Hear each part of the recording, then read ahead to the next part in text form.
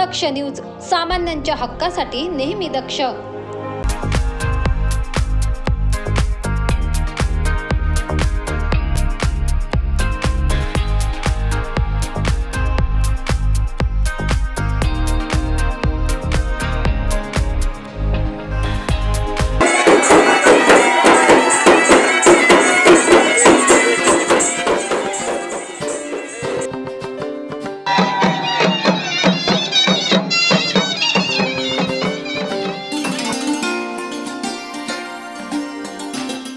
दिंडोरी तालुक्यातील जानोरी येथे दिनांक 1 मे पासून जगदंबा मातेचा बोहडा उत्सव सुरू होत असून या उत्सवासाठी पंचक्रोशीतूनच नव्हे तर संपूर्ण महाराष्ट्रातून भाविक मोठ्या संख्येने उपस्थित राहतात.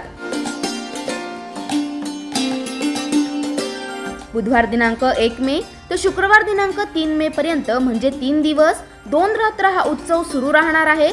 या उत्सवाबाबत अधिक माहिती जगदंबा माता ट्रस्टचे व्हाईस चेअरमन सुनील घुमरे यांनी दिली आहे. श्री जगदंबा माता देवस्थान जानोरी तालुका दिंडोरी. मी सुनील संपतराव घुमरे, व्हाईस चेअरमन या नात्याने सर्व भाविकांना सांगू इच्छितो की जानोरी जगदंबा देवीचा उत्सव अनादी काळापासून म्हणजेच साधारण 350-400 वर्षापासून हा उत्सव सुरू आहे. या उत्सवाची सुरुवात एकनाथ सोमनाथ आणि त्यावेळची जी काही पंचमंडळी होती त्यांनी केली. या ठिकाणी हे ग्रामदैवत आहे, अतिशय जागृत देवस्थान आहे. माता जगदंबा ही नवसाला पावणारी देवी आहे आणि या ठिकाणी पूर्वीच्या काळामध्ये जवळपास 1 महिना बोहडा उत्सव व्हायचा. त्यानंतर आम्ही काळाच्या ओघामध्ये म्हणा किंवा करमणुकीची साधनं लोकांकडे आल्यामुळे या ठिकाणी थोडासा फरक पडला आणि त्या ठिकाणी आम्ही जगदंबा देवीचा उत्सव 8 दिवसावर आणला. नंतर ऊन किंवा वर्गणी जमा करण्याच्या उद्देशाने जो काही खर्च येतो या यात्रेला तो जास्त प्रमाणात असल्या कारणाने या ठिकाणी मग तो यात्रा उत्सव आम्ही आता 3 ते 4 दिवसावर आला आहे. यावर्षी ही दिनांक 1/5/2024 रोजी बुधवार, त्याच्यानंतर 2/5/2024 गुरुवार आणि शुक्रवारी देवीची मिरवणूक या ठिकाणी सकाळी 8 वाजता सुरुवात होणार आहे.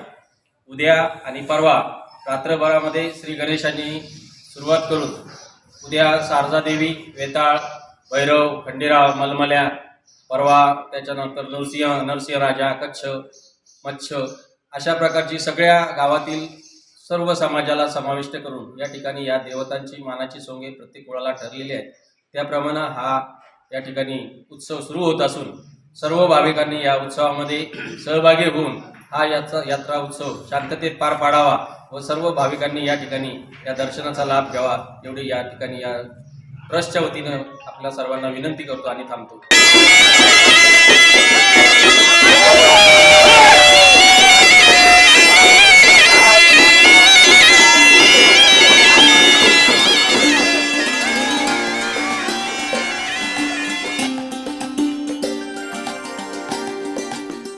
आता जाणून घेऊयात शेकडो वर्षाची परंपरा लाभलेल्या या उत्सवाची दंतकथा. वयोवृद्ध सांगतात, गावात शिंपी समाजाचे एकनाथ व सोमनाथ हे गृहस्थ होते. या दोघांनाही दैनंदिन कामासाठी बाहेर गावी ये जा करावे लागत असे. एकदा दोघांनाही वणीकडे जात असताना पायवाटीच्या कडेला झाडाझुडपामध्ये लहान मुलाचा रडण्याचा आवाज आला. त्यांनी शोध घेतल्यावर त्यांना एक लहान पीडित मुलगी दिसली. आजूबाजूला कोणीही न दिसल्यामुळे ते स्वतः घरी घेऊन आले व तिचे पालन पोषण करण्यास सुरुवात केली. काही वर्षांनी जेव्हा ती उपवर झाली तेव्हा एकनाथ व सोमनाथ यांना तिच्या विवाहाची चिंता वाटू लागली. त्यांनी विवाहाचा प्रस्ताव तिच्या पुढे मांडला. तेव्हा तिने माझा विवाह करणारे तुम्ही कोण आहात असे म्हणून तिथेच अंतर्धान पावली. काही दिवसांनी तिने एकनाथ व सोमनाथ यांना दृष्टांत देत या उत्सवाची आज्ञा दिली व आज्ञेप्रमाणे या बोहडा उत्सवास सुरुवात झाली.